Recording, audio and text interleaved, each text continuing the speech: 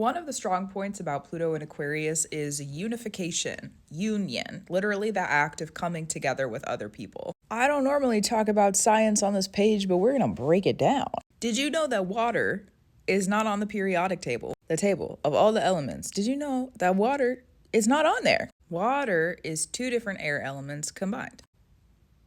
Interesting, okay? Because Aquarius, one of the things that Aquarius represents is the air that carries the clouds. It's literally like the pathway for where the water would be delivered, and then Pisces is the cloud itself and also that part of the rain cycle.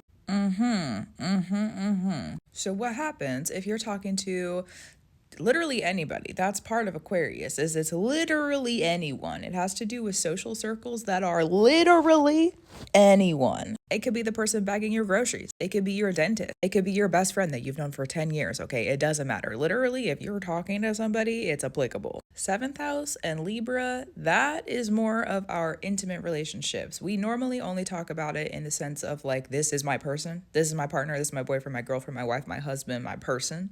But it's also applicable, the seventh house in Libra, it's applicable for like, this is my best friend and we're going to have an intimate conversation. Could be somebody that you've known for 30 minutes that you've developed intimacy with, okay? That's going to be more seventh house. Normally, it's a little bit more long-term relationships, but just for clarity on the difference between the two. Because the 11th house is literally anybody and any sort of like group setting or group space where there's more than one person. The fundamentals of that are a little bit different when it comes to this, but it's also still applicable. Okay, so back to the unity, back to unification, okay? If we come together and we're having a conversation, I'm talking, I'm pushing the air, you're talking, you're pushing the air. We're having this big back and forth of the air. How many of us are there? 2? How many air elements does it take to make water? 2. Although technically there's 2 hydrogen. So I guess it's 3. Even though there's 2 hydrogen, there's technically still 2 different elements of air. Okay. But they have to come together to make that water, to be able to have that rain cycle, to be able to drop off that Piscean cloud to its destination with Aquarius air. The air has to come together. If it doesn't come together, it literally cannot happen. It can't happen. And part of the protections for this, because Pluto and Saturn, when they get together, you really have to learn how to protect yourself. That's just a part of the name of the game, if you want to call it a game, because sometimes it is not. And that's why you gotta learn to protect yourself. That's true. So learning boundaries around who you're sharing time with, why are you sharing your time with them, who are you coming together with, why are you coming together with them, how long is that conversation, how long is that friendship, how long is that relationship, how long have you known this person, and what are your boundaries because of that? Like I said, you can know them for 10 minutes or 10 years. You're gonna have different boundaries with both of those people. And maybe some of the dangerous parts of Pluto being in Aquarius is, if you don't have those good boundaries, then there could be people around you who are trying to take power from you, or take power from the group or the community that you're in, or it's a social power dynamic, especially when it comes to how we are unified together. Those unified people could be taking power from something else, like an organization. We're not gonna get too deep into that because that could go in a lot of different directions, okay, but also applicable. Also, the unification of how people are on social media. This is a great example. Technically, we're talking right now, even though we're not in the same room. Isn't that weird? That's a little weird. I love the internet, and also that it is.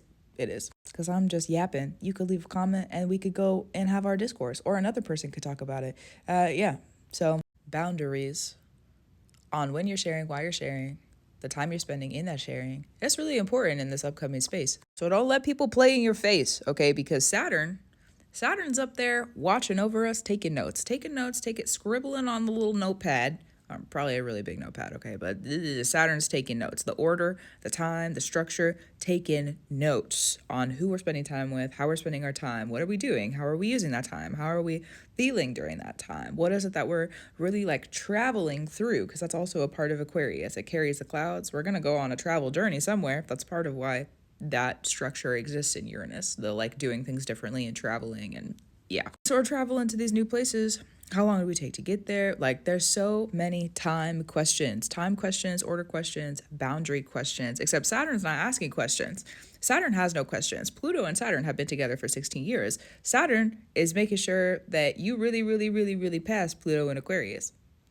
Did you really do the homework? Did you really study? Did you really take the time to learn?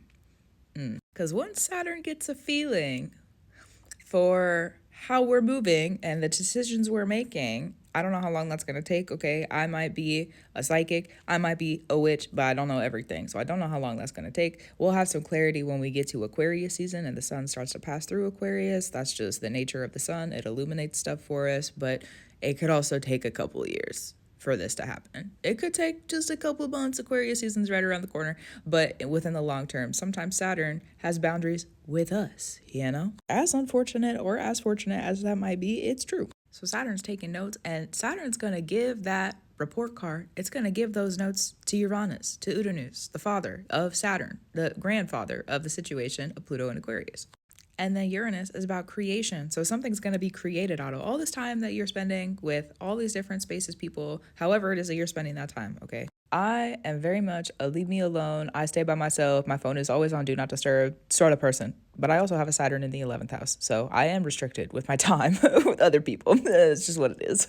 And I've learned Pluto in Aquarius is also the 11th house. I've learned through the years a lot of good lessons about those boundaries when it comes to social spaces, places, and time management because of such, and who is allowed to have access to that time. True. That's the place you gotta study up, and then wherever Saturn is for you, and then wherever Aquarius is for you too. Also, I just woke up. Nobody say anything about my eyeliner this time. Usually everybody is like, oh my God, so cute. But now we got sleepy face on, okay? So you give me maybe 30 minutes, it'll look a little different. I joke. I kid. You guys flatter me. Okay, anyways, gratitude, reverence, and love to you. Keep it up. Keep doing what you need to do. Keep up your brew. Keep your boundaries for you. Also, that is true. And you know what? I'm going to go a little, hold on. We're not done yet. Because as somebody, me, okay, I'm gonna let you in on some little secrets, some little seriousness. It might not be a secret, some little seriousness, okay? I am Saturn, is Scorpio ruled. My Saturn is in the 11th house. That's where Aquarius is. Pluto has been crossing through my 8th house for 16 years. That's Pluto's home. That's Pluto's domain. Do you know how hard that's been? I have had Aquarius lessons and Capricorn lessons in my 8th house because my Saturn is in the 11th house for 16 years. For 16 years.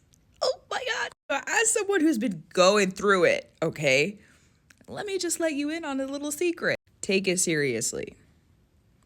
Take it seriously. The boundaries you have with people, why people are allowed to have access to you, why people are allowed to be around you. If they're allowed to be around you, how close are they allowed to be around you? How intimate are they going to be in your life? Really keep yourself in check. There's a reason I have my phone always on do not disturb and I don't really talk to anybody. Okay, so I'm not saying don't have community and don't have friends. I'm just saying take care of yourself. That's my big sister, auntie, motherly, whatever you want to call it, okay? Life advice note for this. And maybe I need to take my own life advice. I got to get up and start getting ready for the day. Okay, so I'll talk to you soon.